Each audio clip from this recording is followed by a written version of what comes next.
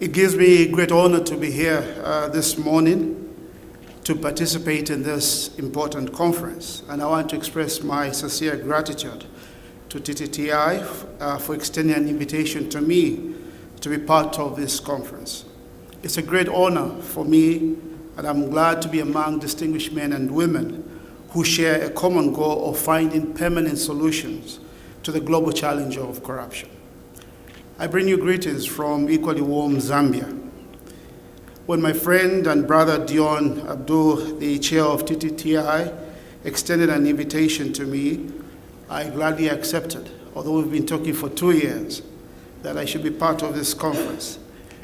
And it's because the reputation of this conference as a meeting of serious minds who are willing to explore and devise strategies to address the pertinent challenges of our times precedes it. When I was preparing to come to Trinidad and Tobago, my youngest son, who's 16 years, was also visiting. So when he heard I'm coming to Trinidad and Tobago, he asked me, "Are you going to see where Nicki Minaj and Cardi B come from?" And I had no idea who these are, so I asked him, "Are these politicians?" And he said, "No, Daddy, why does it all have to be about politics?" So I said, "Well, I can also ask you, do you know Brian Lara and Karim Abdul-Jabbar?" He says, "No, I don't know them." I said, "Yes, they are sportsmen, so there's a world between you and I." So I'm here this morning as part of Transparency International because we take pride in the good work that chapters such as TTTI are doing, and we would like to use the work of local chapters to feed into our global advocacy program. We are interested, therefore, in the outcomes of this conference, and we will share the outcomes widely across the 102 countries where we have a presence. The theme, Crack Down on Corruption Facing Reality, is not only timely, but relevant to this country and many others, including Zambia, where I come from. I've taken time to reflect on the theme, and I'll share a few thoughts with you this morning. I consider that there are two limbs to the theme, namely cracking down on corruption and facing the reality as it relates to the first. The first limb of the theme, crack down on corruption, is not only a clarion call to action, it is a pointer to the ever-increasing corruption levels around the world. Today, it can be said without any doubt that corruption is alive and well. Countries, communities, and organizations, as well as individuals, suffer the direct and indirect consequences of not only petty corruption, but collusion, trading in influence, political patronage, nepotism, state capture, and grand corruption. For a number of countries, there are consequences of this corruption. It is frightening to note that the state of corruption may become worse in years to come. We all know that corruption disproportionately affects the poor and vulnerable, the minority and marginalized, women and children. Corruption is not a victimless crime. And I want to underscore that. It's not a victimless crime. Where corruption happens, there are victims. Corruption deprives this generation and those to come of a future. On the political front, corruption is a major obstacle to democracy and the rule of law. In a democratic setup, officers and institutions lose their legitimacy when they are misused for private advantage. Economically, corruption depletes national wealth. Corrupt politicians invest scarce public resources in projects that will line their pockets rather than benefit communities. And they prioritize high-profile projects such as dams, power plants, pipelines, and refineries over less spectacular but more urgent infrastructure projects such as schools, hospitals, and roads. Corruption erodes the social fabric of society. It undermines people's trust in the political system, in its institutions, and in its leadership. A distrustful or apathetic public can become yet another challenge in fighting corruption. Despite this knowledge and awareness of corruption and its manifestations, we continue to witness its uninhibited growth in our societies. Human ingenuity, intellectualism, and industry has successfully managed to solve some of the world's greatest challenges. We've addressed epidemics as well as calamities. We've defied the odds and conquered space, and new technologies will see the human race push the envelope further. However, insofar as corruption is concerned, we are not on track to finding lasting solutions to the omnipresent crime. And one reason for this could be the sad reality that corruption is driven and thrives because of individual greed and selfishness. For some, including those with power and authority to bring about change, the personal benefits of corruption outweigh the public good. I do conclude, therefore, that it is inevitable for the great people of Trinidad and Tobago and those of my own country and the rest of the world to intensify our efforts to crack down on corruption. We can no longer sit back and allow this scourge to define us, to shape us, and ultimately to destroy us. It is possible that this conference will sufficiently motivate us and equip us with the knowledge to go out and crack down on corruption. But we need to appreciate that our work is conducted in the existing operating environment, fraught with a number of shortcomings and limitations. Some of these limitations are obvious, such as the lack of adequate policy and legal frameworks, weak institutional capacity of key bodies, and poor funding. However, there are many other nuances and realities which need to be noted. We can only craft credible strategies for this venture if we understand the realities which define the lay of the land we work in. I do attempt, therefore, in considering the second limb of the theme, facing the reality, to address some of the perspectives of the realities which are relevant in many contexts and may be of relevance to Trinidad and Tobago. The first reality I'd like to point out is what I call problem identification. In our work as Transparency International, we have studied and observed that in many countries, the magnitude of the problem of corruption, as well as the types of corruption which are most prevalent, is not well understood by many stakeholders. Corruption is not an easy subject to identify and address, and for most countries, corruption takes several forms and affects many sectors.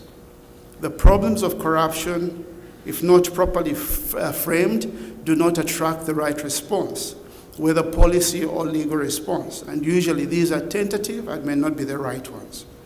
And in a number of instances, governments and stakeholders respond to the symptoms and not the causes of corruption. The reality, however, is that corruption has become complex and sophisticated. Every day we encounter new forms of corruption, and some of these are linked to equally complex criminal activities like organized crime, money laundering, or terrorism. We're encountering corruption in land management, in the extractive industry, in defense spending, in pharmaceutical and health, in education, in water and sanitation, in climate governance, and the list goes on. Corruption has not spared our electoral regimes, and in many jurisdictions, the main weakness of the electoral process lies with the ease with which processes of corruption shape the elections. And subsequently, not all leaders are elected on the strength of their character or capacity to deliver. Rather, the elections are decided on the depth of their pockets to buy the elections. Corruption is equally prevalent in political parties themselves. And it is ironic, if not tragic, to find an inherently corrupt political party seeking the people's vote to form and run a clean government. One area which brings its own complexities is public procurement. Globally, trillions of dollars are spent each year buying goods and services for public projects. From schools and hospitals to power plants and dams, public procurement means big budgets and complex plans. But it also comes with ideal opportunities for corruption. In countries with poor public procurement regulations, contracts to suppliers are awarded without fair competition. This usually allows companies with political connections to triumph over rivals. Corruption in public procurement increases the cost of services to the public. And corruption in public procurement at times is a source of funds which illegally go to campaign financing.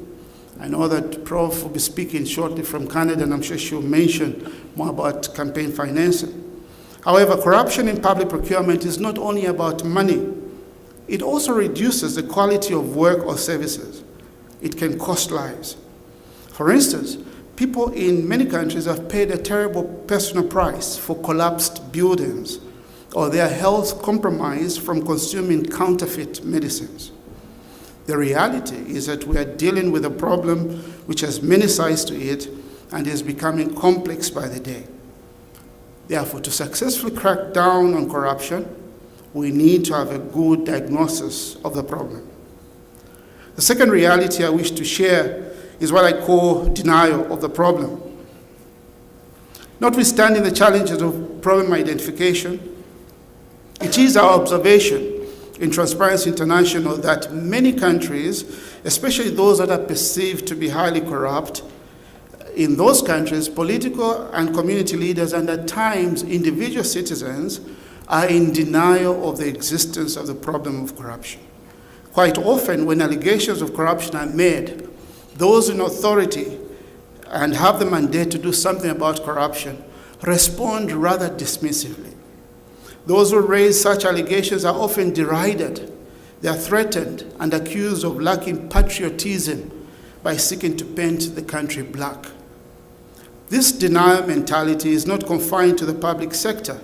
We have also witnessed private businesses which do not want to admit they have a problem that needs to be urgently addressed. The final act of denial which we in Transparency International see whenever we launch the Corruption Perception Index is a government calling on those raising allegations of corruption to provide cogent evidence of this corruption. This is an elected government with the instruments of power and institutions mandated to investigate and prosecute corruption, asking ordinary citizens to provide evidence. 2 years ago, during the International Anti-Corruption Day, our Republican president came to address the gathering. And as per tradition, I was asked to speak on behalf of my chapter. So I said to the president, and the president the week before had just been saying, give me evidence of the corruption among my ministers. So I said to the president, Mr. President, you get back home, the time before you were in State House, when you are an ordinary citizen like us, you get back home and your neighbor walks up to you and he says, I saw what looks like a snake enter in your house. And you look at your neighbor and say, can you give me evidence that what you saw enter in my house is a snake and not a lizard? Do you think that that would be the right response? And don't you do the most rational thing to get in the house, look for the snake if it's there and kill it? Or if you do not find the snake, close all loopholes which would allow the snake to get into your house. Of course, the president, being firstly a politician and a lawyer, thought he would have one up on me. So when he was speaking, he said, yes, if a snake has entered my house, you as a good neighbor should come and search for the snake with me. So afterwards, I was telling him, well, yes, indeed, as a good neighbor, I should come and help you search for the snake. But if a snake has entered your bedroom, it is you first to invite me to come to your bedroom and search for the snake. So the impression has been created that when allegations of corruption are raised, especially those targeting members of a government or ruling party, these are simply frivolous and vexatious.